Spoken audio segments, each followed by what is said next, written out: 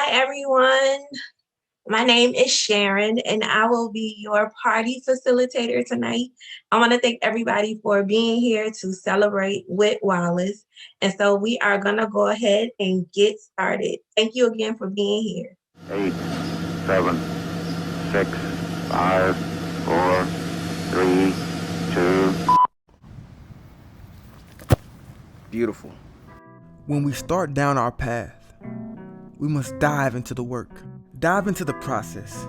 Some days it's tough and some days it's fun, but every day is worth it. We can only learn what we are truly capable of in the midst of the work.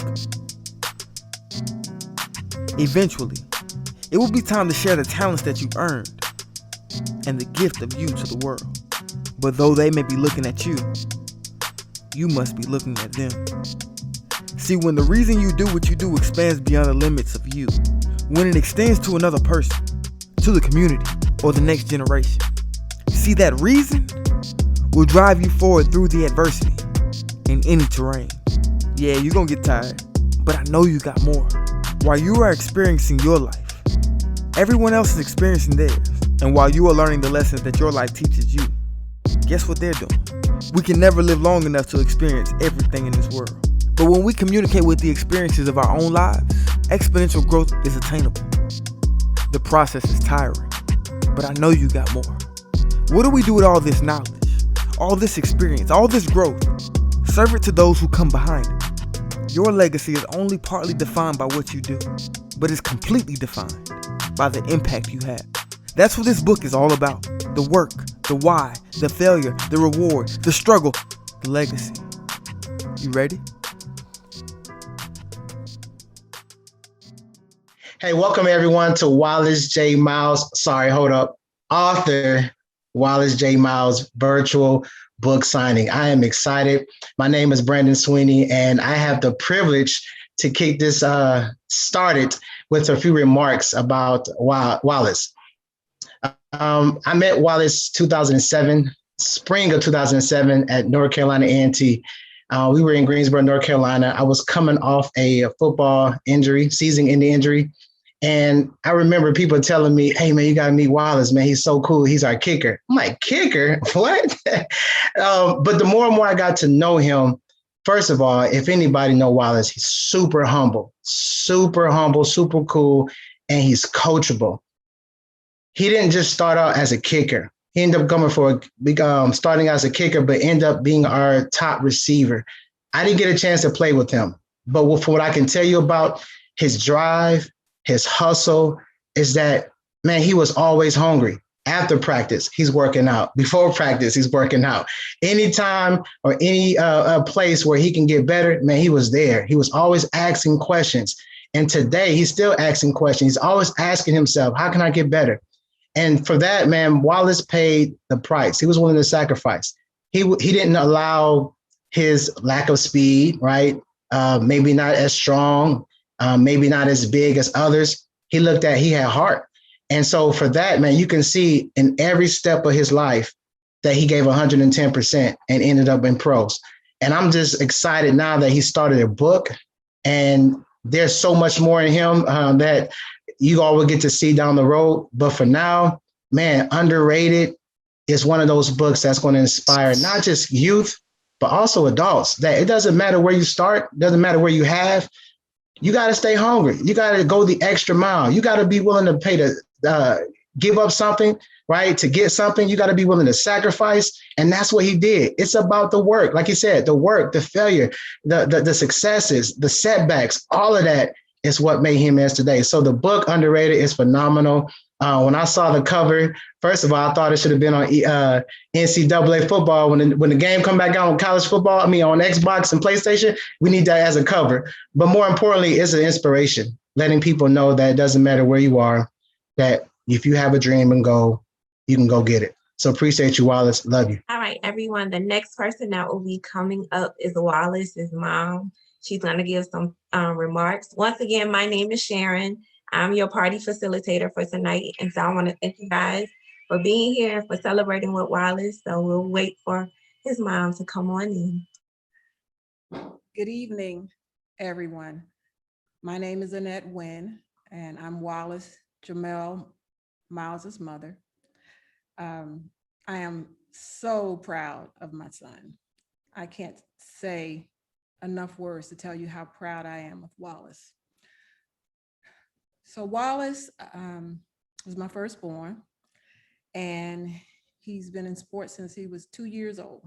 He's been playing sports. I think the first thing he did was throw a ball in the house and probably broke something. And I know he broke his grandmother's window in Baltimore with a bat or balls at some point early in his life.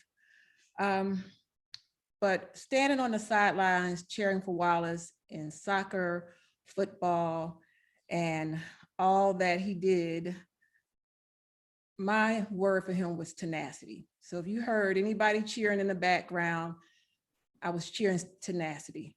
Be relentless. Don't stop.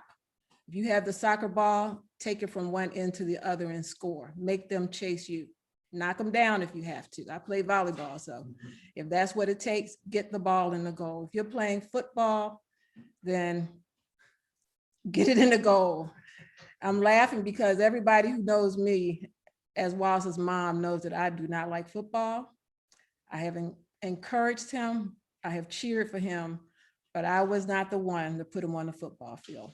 My sister, Julia Wallace, was. She took him down to the football field and let him watch the kids play football.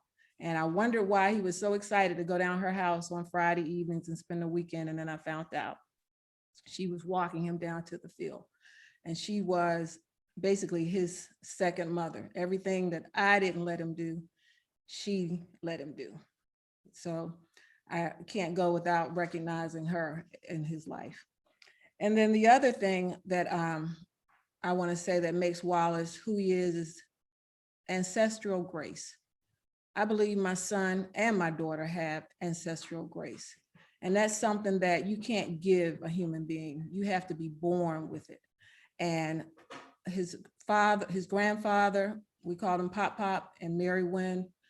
Mary Wynn didn't finish high school. Pop Pop could not read or write. And he was successful in raising one of the most phenomenal families that I know. And I know that when he's there in the ancestral world, seeing his grandson writing a book, knowing that he couldn't read or write, and now he has a grandson who's writing and publishing a book, I know he's blessing him with his grace. I know experiences that we've had in life where the ancestors were with us to make sure we were safe and sound, to get him where he needed to be, to get Claudia where she needed to be. And that's something that you just can't give people. So when you talk about how relentless he was on the football field, how relentless he was to go into and be an undrafted free agent, to go into Canada, having never lived in the cold. And if you know my child, he does not like cold, and survive and make a name for himself. That tells you what ancestral grace is, because they kept him during those times. And we're so thankful of that.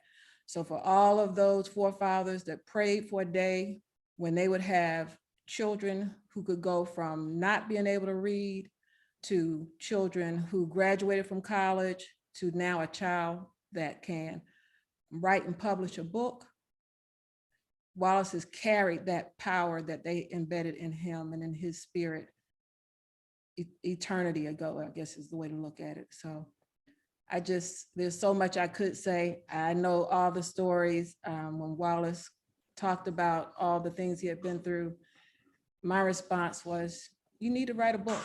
People need to know what you've experienced. So many people have counted Wallace out and said what he could not do. And he has proven them wrong every time.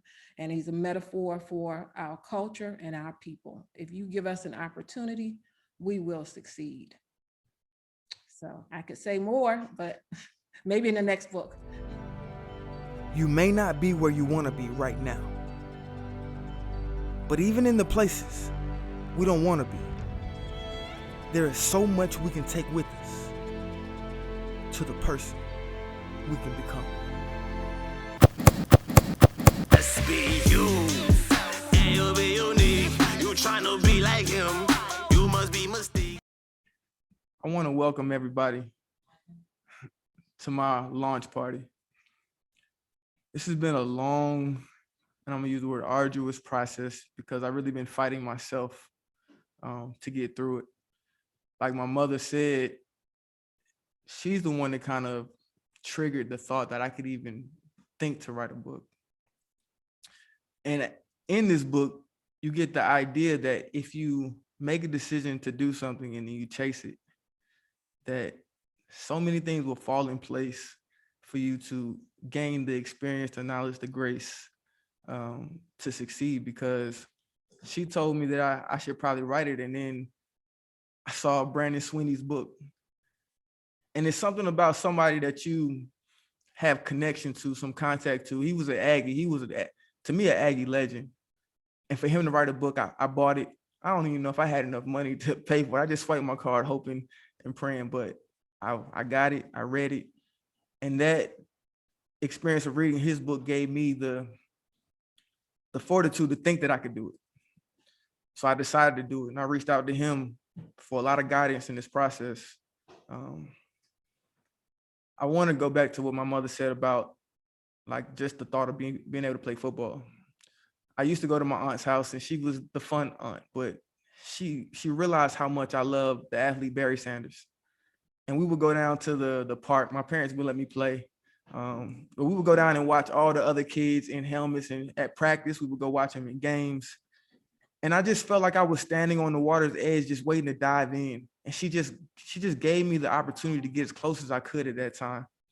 And that's really where the journey of me playing football, the passion was developed. It was that want to that I couldn't fulfill. And then I finally got a chance. And they made me be the kicker. And nothing against kickers, but where I'm from, it wasn't nothing to be the kicker. And I wanted to be a receiver. I wanted to be like Jerry Rice and Randy Moss. I had that dream, but it wasn't to happen when I wanted it to happen. I got in the game as the kicker. I practiced as the kicker. But when people weren't watching, or what people weren't paying attention to, was I would hop in the receiver line in high school, and I would get beat up pretty bad. And then I would hop in the game and not get the ball at all. But I still had this desire, this fire I wanted to be a receiver. Went on to North Carolina A&T as a walk-on kicker. And something that I wrote in this book is that all a man needs is an opportunity. And that's what it was. And it's funny how things or places that you were, that you didn't necessarily want to be in, give you the opportunity to go to the space that you did. I would have never played college football at any college if I hadn't have been the kicker at Westlake High School. Being the kicker, something I didn't want to do, gave me the opportunity to chase a dream. And that's what this book is about. It's deciding what you want, deciding to chase it, following it with action, and watching everything come into your life. Come into your life to help you. Life works for us. As much as it might seem that it's working against us at times, it's working for us. If it's a negative situation, it's something to learn from it. If it's a positive situation, it's something to learn from it. We carry these lessons that we learn to help us grow. And eventually, the purpose of this book is to help the next person. I hope that everybody that gets the opportunity to read this book grasp something that they can hold on to the rest of their life, not just in the however long it takes you, but something that you can carry on and then teach somebody else. Of course, I want you to pass this book along and get other people interested and get them to grasp onto the knowledge. But I really do hope that you can attach to something in here, because it's real life. I mean, it gets deep. I tried not to hold too much back. I couldn't write a 1,000-page book, but I did put as much as I could to help as many areas of life as I could. So that's the background of Underrated. That's where it came from. That's why it exists right now. And before Sharon takes it away, I appreciate y'all for coming in and supporting me. This week and a half has been amazing. The launch team has been amazing. All the support, even when I've had times where I didn't write for 8 months, but I had somebody in my ear like, go ahead and finish that, man. Sweeney, go ahead, man, finish it. Just get it done. We can figure out the rest at the end. So I appreciate all of you all for being here, all of you all for supporting me through this journey. And we're going to continue on with it. Keisha, you ready? Good evening, everyone. Good evening. First off, I just want to say that I am honored to have been asked to say a few words on Wallace's behalf. It's been my privilege to get to know him and his family. And I'm just going to start off by saying star power. Some people have it, most don't. And when Wallace walks in the room, you know he has it. It's no denying it. And I believe that anything that Wallace was going to do or is doing or decides to do will be a success. Because there are just some people that no matter what it is, that they're going to find a way. And whatever his parents put in him to help him to be able to do that, because obviously that has to be cultivated. But there's also the potential of that human being, that child. And as we know, some people are born with certain abilities, and then it is cultivated in the right way and they're given all the right tools. And I would say that about Wallace. You know, I met him in 2018, and I was supposed to, at that time, consult with him about communication skills and helping him to advance his communication skills. And we would end up in really long conversations that spanned the gamut, mostly about leadership. I would say that it was grounded in leadership and what that looks like, and how do we individualize it and personalize it for himself as he was early on in his career and trying to figure out exactly what road he should take. At the time, he felt like he was not sure which road he wanted to go down, but I was pretty sure that he was sure. He just needed to choose. And he was at the time reading a lot of material. I remember every week he was like on a new book or two at a time sometimes. And, you know, a lot of those books I had already read, and some was new. I introduced him to some others, and we hashed it out, and we talked about them, and we talked about how to apply them and how to strategize as a result of reading those books. And it was wonderful. The exchange was wonderful. And I recognize something in Wallace because as a former athlete, you know that there's something, right? Athletes can recognize other athletes because there's an internal drive, right? There's something that you build, that you cultivate, where no matter the obstacle, you engineer your way around the obstacle. So our job is to see it, and then our mind starts to go to work and think about, how the heck am I going to get past that? How fast do I need to run? How high do I need to jump? How hard do I need to go?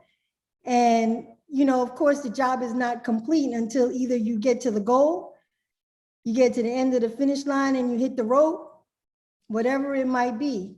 So I understood Wallace inherently. I understood his speak. I understood his fire. And so this book was no surprise to me. So when he said to me during one of our conversations, hey, I've been working on this project.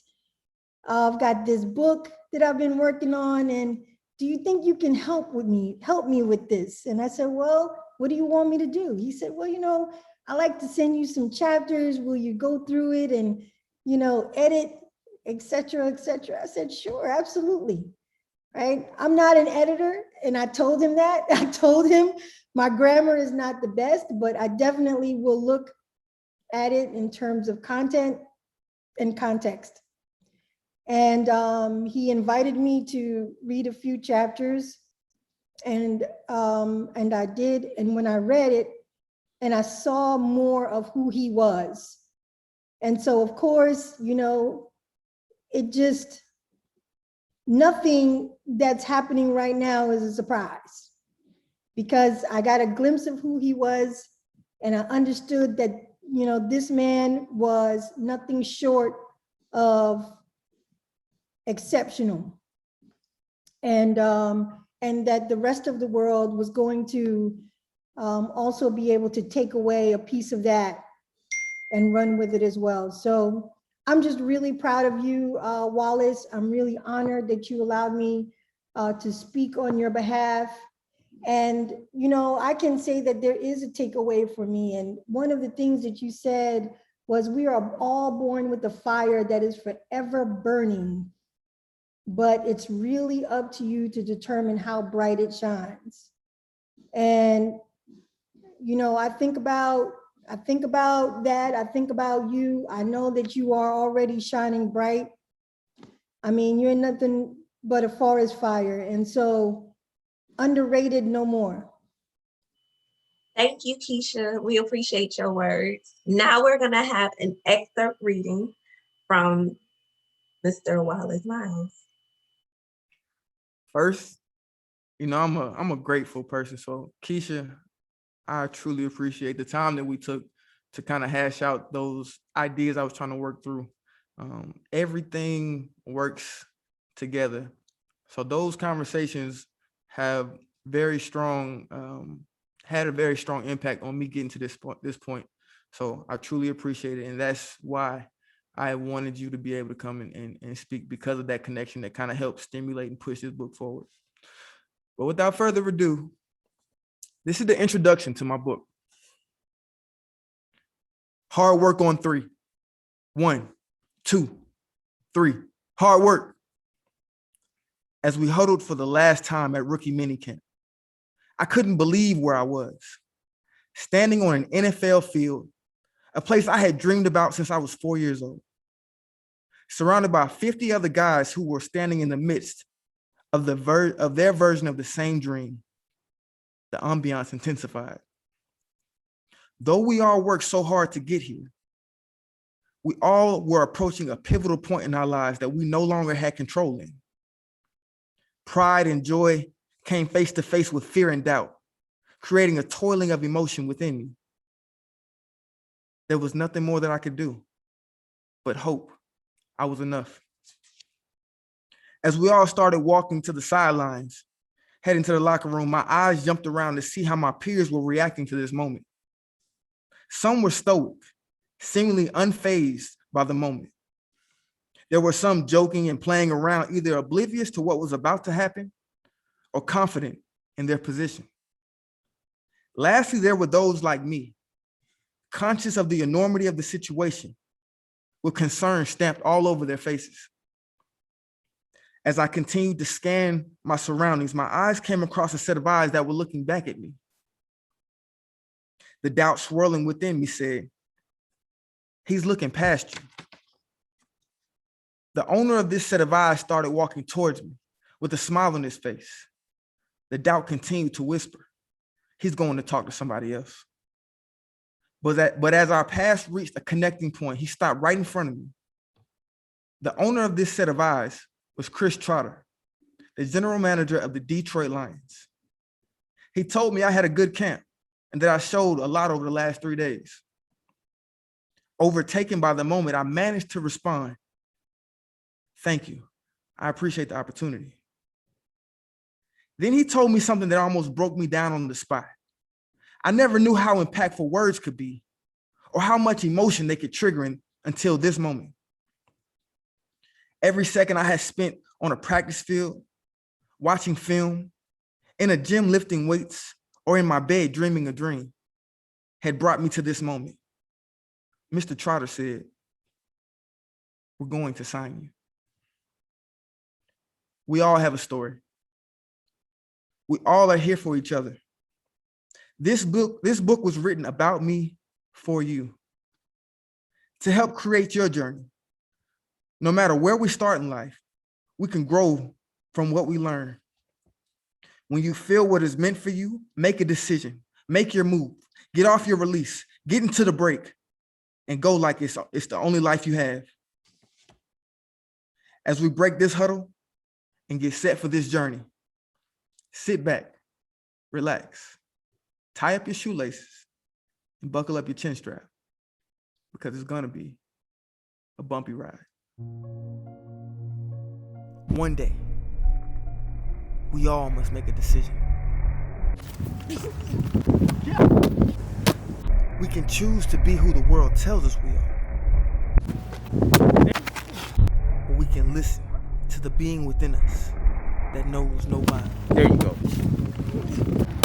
Choose you. Just be you, and you'll be unique. You tryna be like him, you must. Oh, there it is! There it is! All right, everybody. So we are about to play trivia. So if you know the answers, we're going to use the chat box to do so. So I'm going to put it on the screen. Wallace, I know you have some people in front of you. So if you would just let them know, don't yell out the answer. Yeah, I told them they can't win. Got it.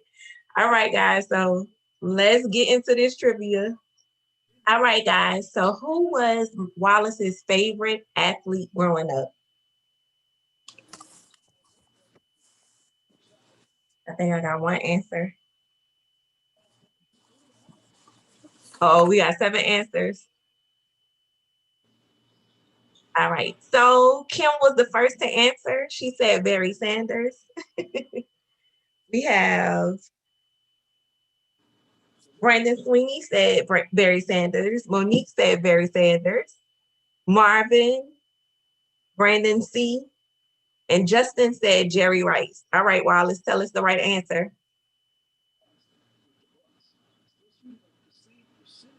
So I realized early on I couldn't be like this guy as an athlete.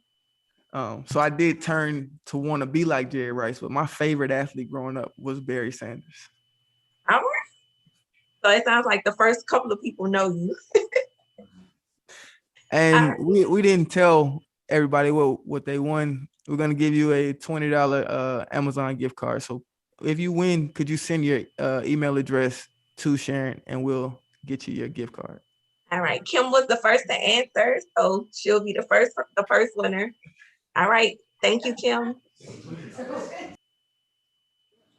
All right. The next question is, how many games did Wallace's team win in his senior soccer season in high school?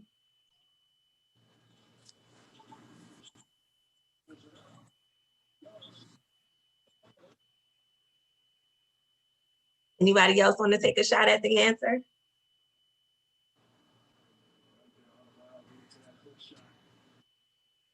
Zero. All right, so this is what we have, Wallace. Brandon Sweeney said 1. Brandon C said 3. Marvin said 1. Lauren says 5. Jerome says 0. Justin says 5. A Mun says 3. Kim says all of them. Reggie says 4. And Thomas says 2.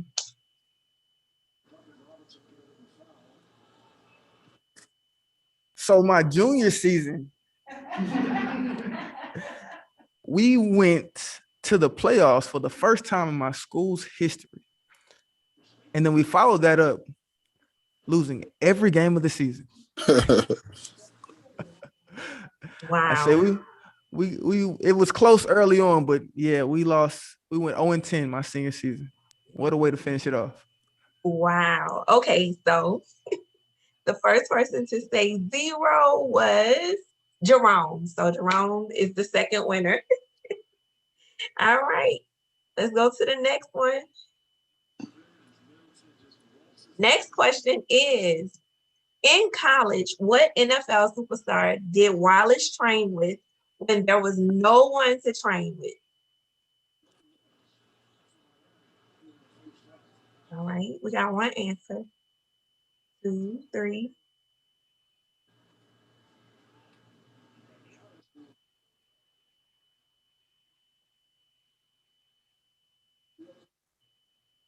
All right, anybody else want to take a stab at it?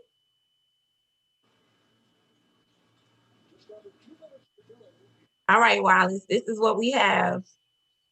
Brandon C said Ocho Cinco. Kim says Calvin Johnson. Thomas Hearn says Chad Johnson. Brandon Sweeney says Cam Newton. Justin says Chad Johnson. Marvin says Calvin Johnson. And Lauren says Cam Newton.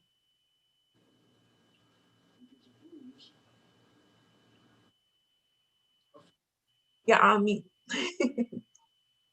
So in my attempts to not be an underachiever, I would be out on the field and nobody would be out there with me. So I would go back to the room and figure out, how am I going to get better if nobody wants to work with me? And this amazing receiver, known for his footwork, has started putting out videos on YouTube. And I was like, this is my new training partner. And that was Ocho Cinco. Yeah, I would go in the room, watch YouTube, and then go to the field and practice the drills that he put on YouTube. All right, so Brandon C is the winner. So far, Kim has won, Brandon has won, and Jerome has won. All right, guys, we got 2 more questions, so you have chances to win. All right. All right, what number did Wallace wear when he got to North Carolina A&T? Let's see.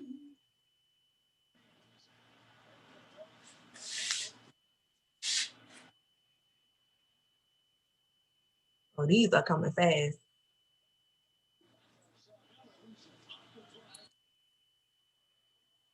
All right, anybody else?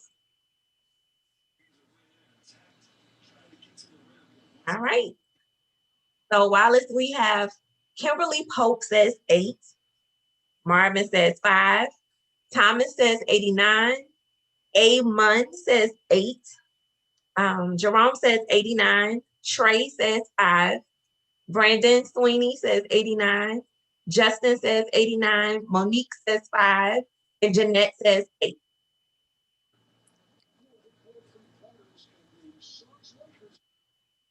So this is kind of a trick question.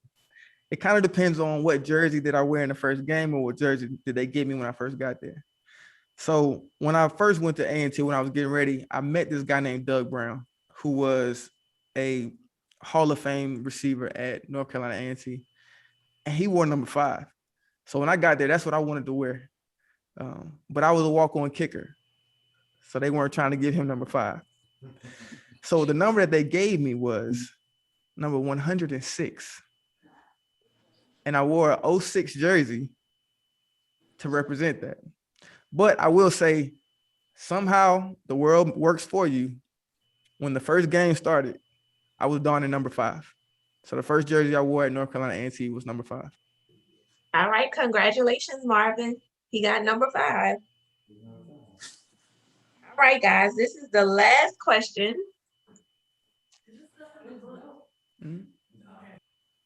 What was Wallace's major, and how long did it take him to finish school?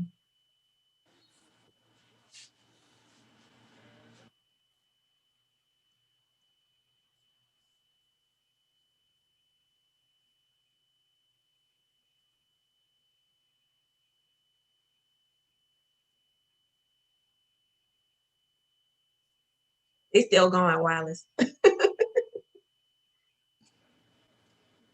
All right. Now, don't forget, guys, this is a 2-part question. So answer with the major and answer with how long it took him.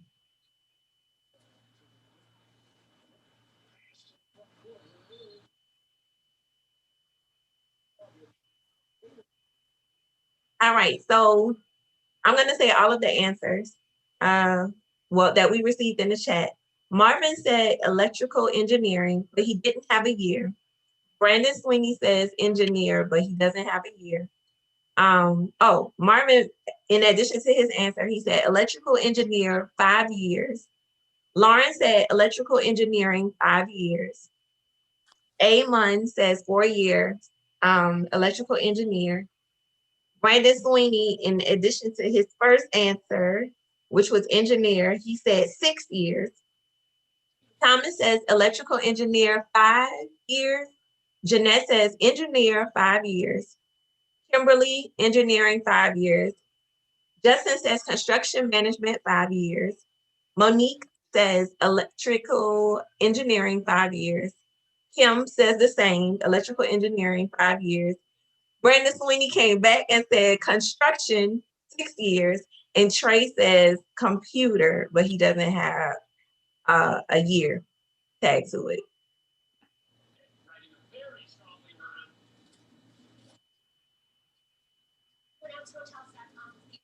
So first, I'm going to disqualify Marvin. It's not fair. That's my dad. But I got to also talk to Sweeney. Construction and 6 years. I'm not against anybody spending as much time as it takes to get it done. But come on, man, you're supposed to know me a little bit better than that. That's what we do. But yes, it was electrical engineering, and it took me all 5 years to get it done. Okay. All right. So the first person to give that answer was? That was not Marvin. Well, we got to take out Marvin because he was the first person. So electrical engineering, 5 years goes to Lauren. Hey guys, so again, thank you all for joining us to celebrate Wallace and his new profound best-selling book, We're Speaking That Into Existence. And so I thank you so much for your time. My name is Sharon. I am the facilitator for this party and this launch tonight. And so I just thank you guys again for being here with him. So the next individual that we will hear from tonight to celebrate Wallace is one of his top of the line mentors is Mr. Milt Siegel. Hello. How's everyone doing? Wallace told me I was going to be saying something, but I forgot. But no, I'm good to go. You have to excuse me. I'm sitting in a hotel in Tampa. I'm down here for my youngest son. He's having a soccer tournament. So, but first of all, it's an honor and a pleasure. Wallace, when he originally sent me the section that he was going to feature me in his book, I mean, I cried and I laughed at the same time. You know, it was such an honor and a pleasure to get to know Wallace, of course, athletically, but more so the individual.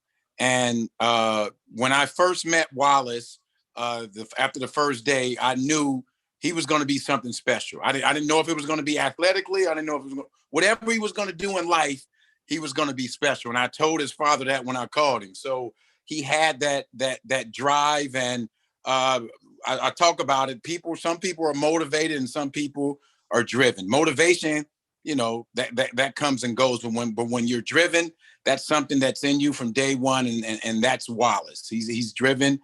He wants to be not the best. He wants to be perfect, and that's what keeps him going. So, I mean, it was such a pleasure as I saw him grow from a young man to the mature person to the mature man he is right now, and everything he's done in his life, all the obstacles he was to overcome, going from never playing football basically till his senior in high school, walking on to becoming basically maybe the greatest receiver in North Carolina A&T history, getting his opportunity in the NFL and then the CFL, and earning his degree in electrical engineering, all while doing that. So, I mean, it was almost like I was his big brother. I won't say I was his father because I still looked better than him. I was still able to run with him. So I won't say I was a father figure because he has a great father, but it was almost like having a little brother around and watching him grow and mature and do great things. So I'm just so proud of him. He brought the book over to my house yesterday. So I'm going to be sitting down here in Tampa when I'm not at my son's soccer game, sitting in my room, reading this book. And I'm definitely excited for not only this book, but what's yet to come for Wallace for the rest of his life, because he's a special person. And I'm just, like I alluded to earlier, excited and honored. And it's a pleasure being part of this book and a part of your life. So thank you very much for including me in everything you've done in your life. It's my turn to speak again. Yes, sir, it is. Well, like I said earlier, I'm just grateful because it's funny how you decide you want to do something. I decided I wanted to play receiver at North Carolina A&T, and I'm gonna go ahead and tell you how Milt came into my life. First, Milt it's no question the greatest receiver to ever put a helmet, put cleats on to dunk, to step on a CFL field. No question. And just somehow his oldest son was getting coached by my childhood soccer coach. See how it's funny that something that you did that might not have been your favorite thing to do in the world gave you the opportunity to do something even greater. So my old soccer coach put my dad and Milt together, and they brought me on the field. And I guarantee you that this story doesn't look like this story without Milt Stegall.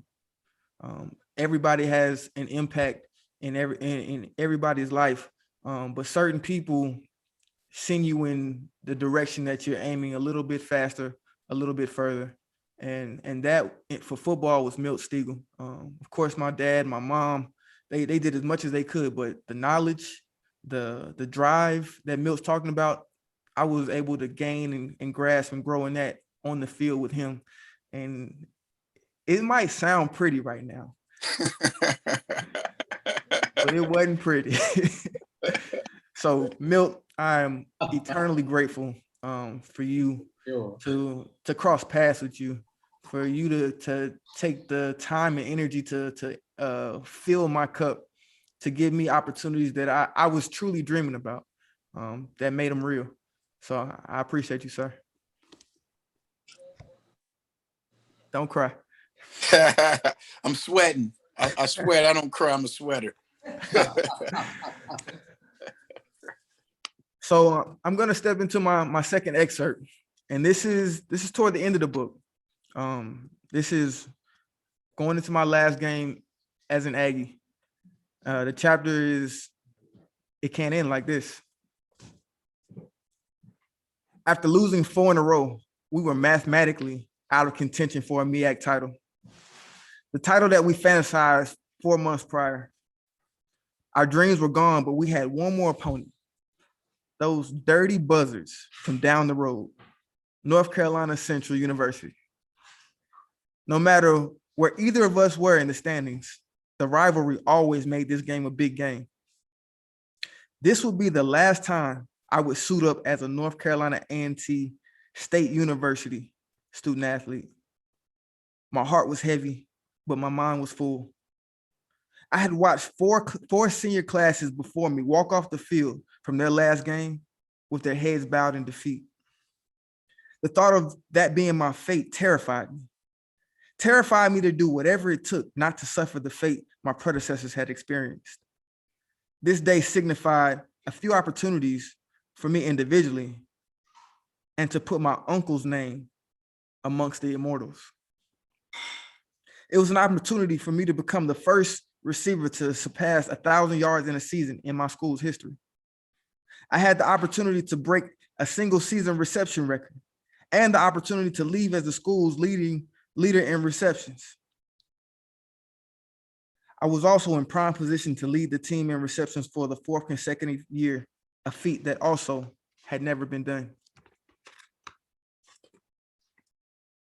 But most importantly, we had the opportunity to walk off the field winners, solidifying the foundation of change that we set out to build. This was an opportunity for the senior class of 2011 to put their final stamp on our legacy at North Carolina A&T State University. I was lacing up my cleats perhaps for the last time in my life, preparing to walk into my dreams. But all it takes is a split second for all your future opportunities and dreams to be erased. That is why we have to give all we have today, right now. Set hut, 3 steps, attack is leverage. Plant hard, explode inside. Snap your head around, see the ball. Strong hands, good catch. That was how a slant was supposed to play out. If you watch the film, it seemed like it went exactly that process. In the moment on the field, it went, set hut. Ricky, how did I get the ball? My teammate was standing over me, attempting to help me up. For a split second, I was standing at the line. The next, I was laying on my side with the ball in my hand, with no clue how I got there. Ricky, how did I get the ball? When he heard me ask this the second time, he turned to our sideline and yelled, "Trainer!" He knew something was wrong with me, but I told him to chill. I knew what it might mean. Head injuries are a monumental issue in football. Part of the problem is the nature of the game. Part of the problem is the equipment that we wear is ultimately not sophisticated for the car crashes we find ourselves in and week out. The other part is the players. Between pride, ego, love of the game, stupidity, lack of self-care, or chasing a dream, we try to hide and ignore symptoms of concussions. Also, we can go back out there and potentially do it again. As I came off the sideline, I took my time, trying my best not to stumble. By the time I reached the trainers, I had begun to gain my bearings. When the trainers took me through the concussion protocol, which consisted of questions about where you were, what you were doing, why you were there, who you were, what was the score, what is today? They checked my balance, my strength, my speech, and my eye focus. All of this was done to confirm you were of sound mind and body to go back into the game. I had been through it before. I'm sorry to say, I knew how the system worked. I spoke slowly and calmly, all the while thinking, what's the day after Friday? Saturday. The trainers did their job, asked every question, checked my equilibrium, checked my memory and coordination. I exhibited all the capabilities to go back in the game. But for the second time in my career, I ran on the field unsure if I was really ready to be out there. But this could be the last time I ever line up to play the game that pulled the best out of me. Nothing was going to keep me out of this game. I didn't have much time to think about it because as soon as I got back on the field, Lewis hit me with another slant.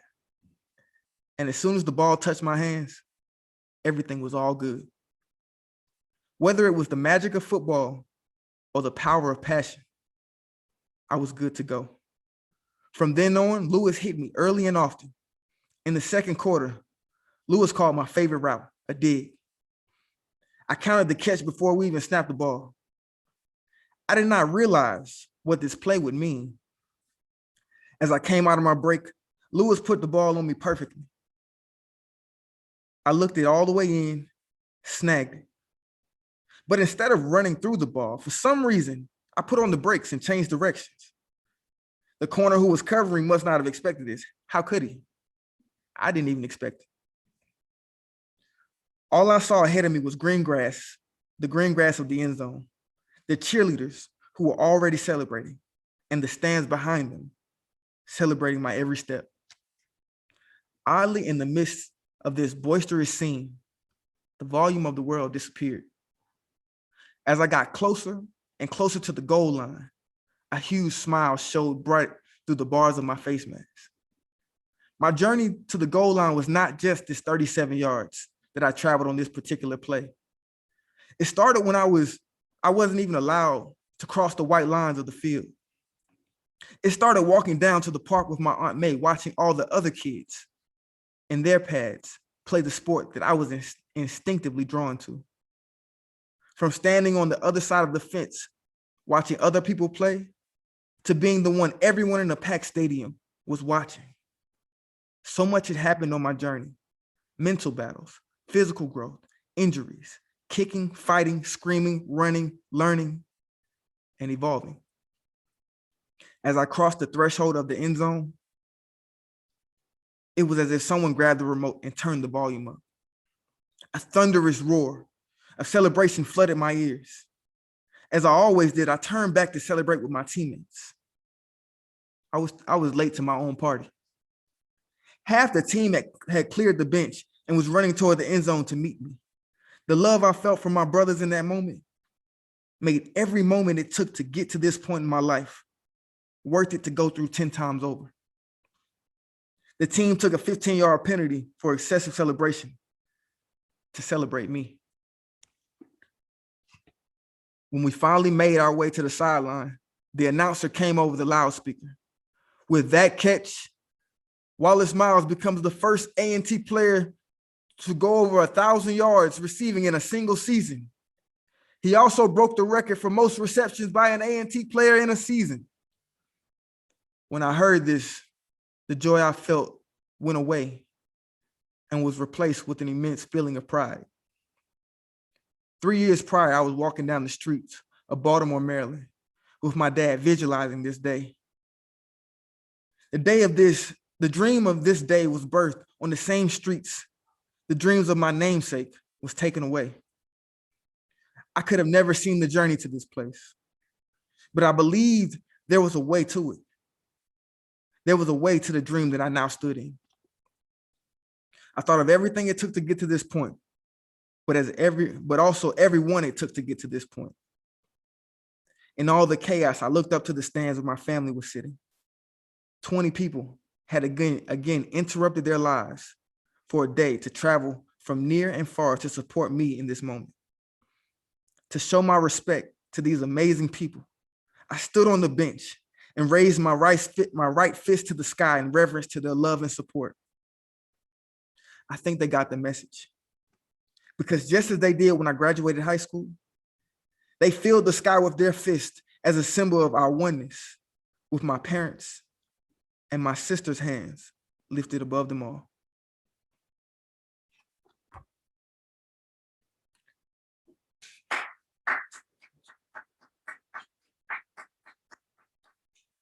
So everything in between there, you got to go out and read the whole book to find out what happened. Thank you for that. We appreciate that excerpt. So yes, that was a plug for you guys to all get the book if you don't already have it. But right now we are going to hear some wisdom from Wallace's dad, Marvin. Mr. Marvin, are you ready? I am. I've got 4 kids and I love them all. And I think I could probably talk about them all day long. I could. I've heard you all talk about Wallace and his drive and being with him since day one. I've witnessed it, but it's been kind of different in that early in his life, that drive was kind of came on from external sparks. Somebody did something to Wallace, he was about to do something back. He had something in him that just would not allow him to lose or to fail. But like I said, it was always externally sparked. What this book, and I haven't even completed it yet. I think I've gotten through like about 25 chapters. But what it seemed is that I think he found a way to channel all of that energy and find a way to activate that drive from within himself, as opposed to allowing or depending upon other people to activate that drive. Once he found that, and I think the book is really geared toward teaching people to try to find that, because we all have that within ourselves somewhere. And I think the book is kind of geared to try to help people to find that within yourself. And that will propel you to wherever it is you want to do in life. The book is about a football player, but it's about a football player enduring through life. And you can use these concepts that he speaks about in any walk of life that you're in. And so I applaud him for writing the book. I remember when he was I think it was in his sophomore year, he told me he was going to write a book. I was like, okay. And I'm all kind of like that. I'm kind of like a show me person. Now you can say what you want, but show me what you want to do. And so he's always been that person to say, if he says he wants to do something, he's probably going to do it. So I applaud him, and I encourage you. If you get a chance to read the book, tell somebody else about it. But because I'm serious, I think that his purpose, like I said, he's a football player, and we talked about this a number of times, how to convert the things you learn playing football into life. And I think he got it. I really do. And so, like I said, I applaud you. I applaud him. I thank everybody for all of the accolades that you have given him. You certainly know him. I mean, I can't sit here and say that I know everything about Wallace, because some of the things I found out in the book. But I will say that they're all consistent. They're all consistent with who he is, and what he wanted to be and what he wanted to do with his life. So if you can gain anything from that, I think anybody will enjoy reading this book.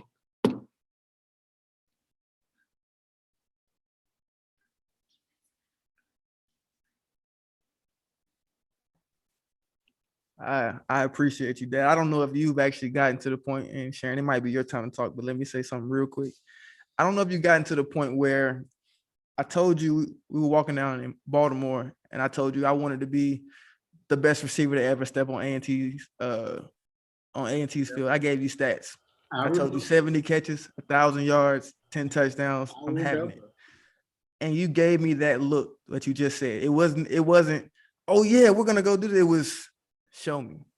And I've always appreciated that, because you can kind of get lost in that joy and not really put in the work. But when you've got, it's almost like a challenge, and challenges bring things out of us that we don't even know we have. So some people might not think that's the best reaction when you hear it from a father, but I think that has been the best reaction. Show me. And then we can celebrate it when it's done. There you go. Yeah, good for you, son. All right, guys, we are at the end of this launch. And so again, I know we've been saying it a lot, but thank you goes a long way. So we thank you for your time. Thank you for being with Wallace and celebrating him and encouraging him. So if there's anyone who would like to say something to Wallace, or if you don't want to unmute and you just want to put it in the chat, you're welcome to do that. Everyone's welcome to do that right now. There you go. What's up, man? Trey P, what's up, man? What's up, boy? I ain't seen you in a minute, though. It's been a while, man. Hey, you joined the club, huh? I see. Hey, I've been there for a minute. Oh, well, I'm a newbie, I guess. Hey, that's all. Hey, from one engineer to another, man. I'm proud of you. I'm happy to see you doing your thing. Every time I see you, I just hear Coach Vince say, "Hey, Wale, hey, Wale." He couldn't never get the name right. Hey, Wale. That's real, man. But yeah, you always was determined, and I'm glad to see you doing good, man. I just want to give you my blessing, man. I truly appreciate it, man. Truly. Say you were one of those singers that I definitely looked up to. Honestly, I had a counselor tell me that I couldn't do engineering and football. Oh yeah, you know that's a proven. And then I found out that you were an engineer, and that made me just say that counselor don't know what he's talking about. I know Exactly. somebody that's doing it, so I'm gonna do it. So I appreciate you for just going through your journey. Oh yeah, proud of you, man. Thanks, man. I did see a question. Some people were asking, how can you get the book? The book is available on Amazon.com. There's an ebook version. There's a paperback version. You can also purchase your book if you're local in Atlanta from Wallace, and he will sign it for you. And also, starting next week, the book will also be available at barnesandnoble.com. And then you can also go to my website, changeyourcleats.com, and also get the book. So we're trying to put it in as many places. You'll probably get it faster at Amazon, but you can also go to my website. But let's go through some of these comments. I got salutes, bruh. Looking forward to reading it from Jerome. Yeah, man, I'll get this to you in the next week or so. We can catch up in Atlanta. Congratulations. I love you so much. I think that's my big cousin Eric in Baltimore. We got Wallace. I'm so proud of you. Continue to make yourself and your family proud. I can't wait to see what comes next. It's my big cousin Tyra. She's been a very, very positive spirit in my entire journey. She always brings some very positive energy. I think I just saw one of my old roommates. Ben, I'm extremely privileged to know Wallace. I appreciate the invitation to this launch. I'm so proud of you and can't wait to read your book. You have an awesome support system and team. Yeah, man. It's funny. We used to sit in the room and talk. And Ben talks and I don't. But those different personalities can learn so much from each other. So I kind of cherish those moments. It was kind of awkward for me, but moments like that pull you out of your shell to make you a more well-rounded person. So I appreciate you, Big Ben. My sister said, "How do we get the book? Call me." Congratulations, Wallace. We are super proud of you. That's from my aunt. As Annette said, the ancestors are proud of you, and so are we. Thank you, Aunt Deborah. Ashley, so proud of you, Wallace. There's so much I could say that everyone has already said. This moment is well deserved. I know you. I know that greater is yet to come. I remember rooting for you at T in the stands, and I'm still rooting for you now. Thank you, Ashley. Thank you. And now my sister says yes, Amazon. Real good friend of mine, Reggie, said, "Congrats, bro. This night opened my eyes and helped inspire me on my own journey. I'm proud of you, man. Looking forward to checking out the book," in all caps. Yeah, man, Reggie. I'm glad that you. It's interesting to hear your peers feel inspired by the life that you live in. But that just reminds me how much we live for each other, even though we're the same age, been through certain similar situations. You've lived your life, I've lived mine. We can both learn from either side. And then Thomas Hearn. Thomas came into A&T with me, man. He said, "Congrats, bro. I'm proud of you. Me and you have very similar stories. I was with you from the jump. We came in together. Keep striving for greatness." Yes, that's exactly it. We used to call it the struggle because at T, we were going through some very dark times.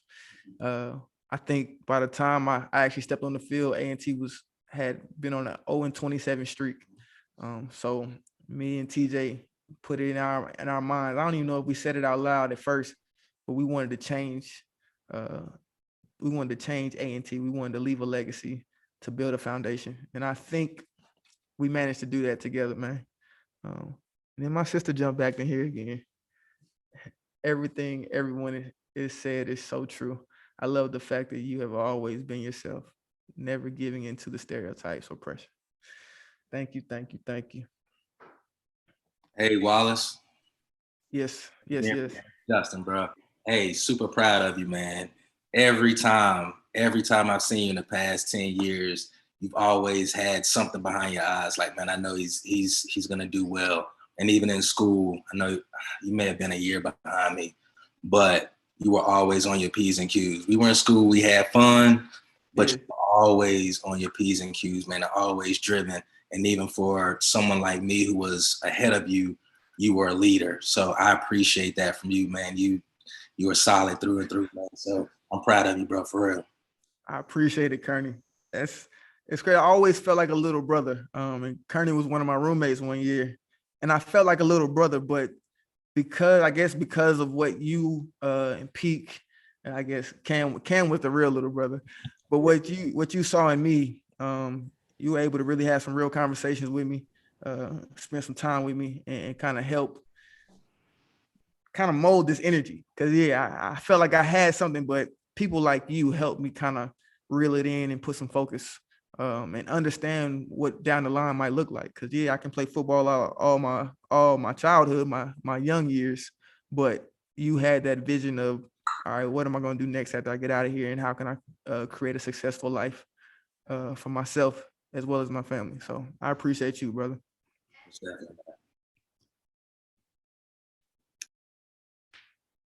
We do have some people in the room. I'm gonna give them a chance to say something, to ask something.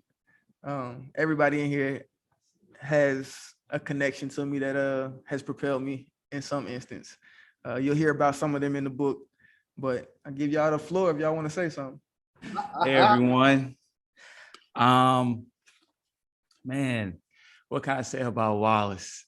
So I met Wallace in middle school. We went to a school called Embarked Center of Education.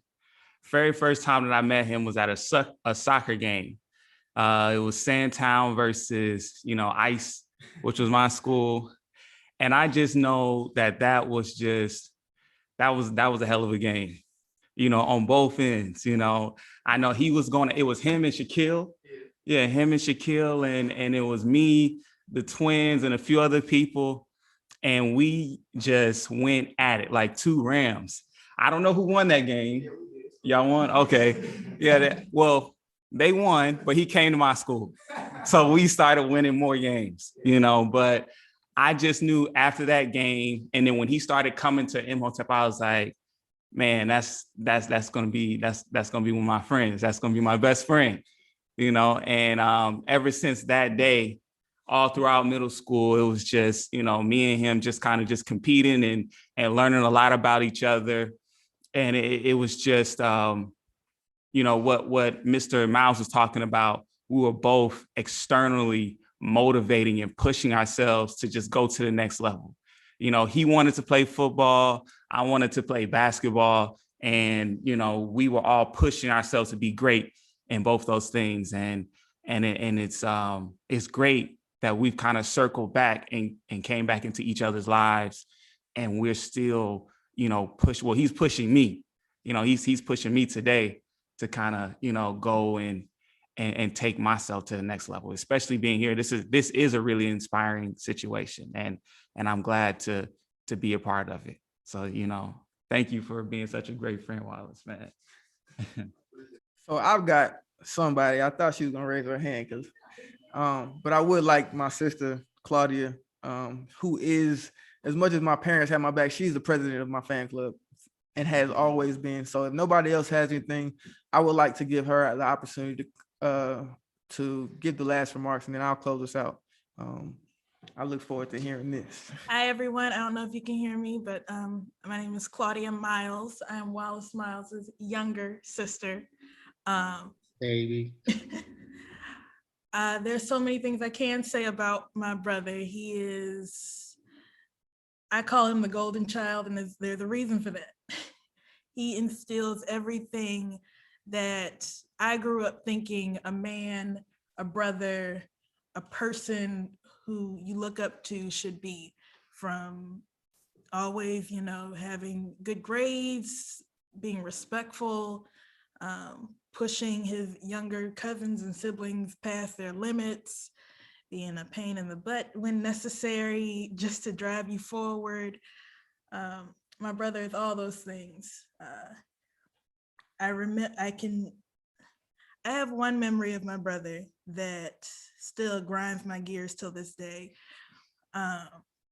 We used to play badminton in the backyard, and we had the German Shepherds behind us, and they'd be yapping at us, but we would play badminton, and Wallace would always hit the birdie super hard, super fast, and always out of reach, because he was just that person who just didn't get the concept of badminton is going over the net, and then, but I would always look up at the sky, and he was like, "Why are you staring at the sky?" I'm like, in my head, I'm saying, because I can't get there.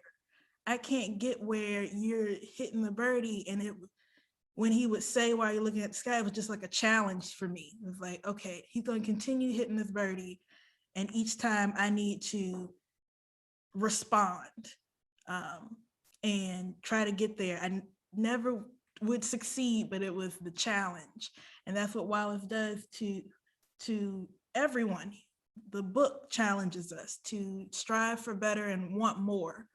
So if that's one thing we can learn from this experience that he has embarked on, is just to accept the challenge and strive for more, even past that.